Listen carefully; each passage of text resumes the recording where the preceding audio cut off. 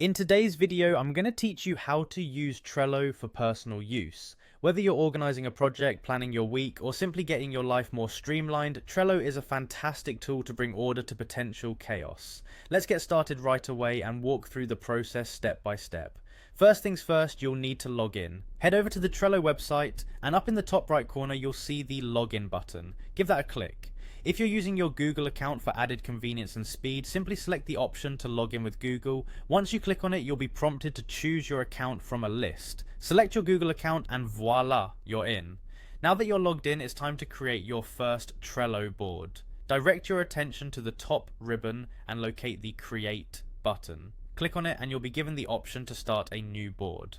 Go ahead and click on Board Title. This is where you'll set the stage for your organizing journey. Think about what your main objective is and type a fitting title in there. Once you've nailed that down, hit the Create button. See? Not so hard, right? Your board is now up and running. But a board without structure might be more overwhelming than helpful, so let's add some lists. On your new board, you'll find the option to Add List. Give it a click. Now it's time to consider the key components or steps of your project or life organization efforts.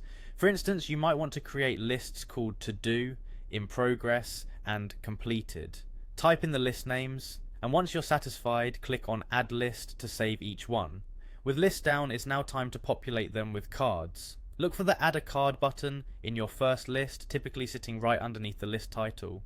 Click on Add a Card and enter the name or action the card represents. Perhaps buy groceries or finish chapter 3.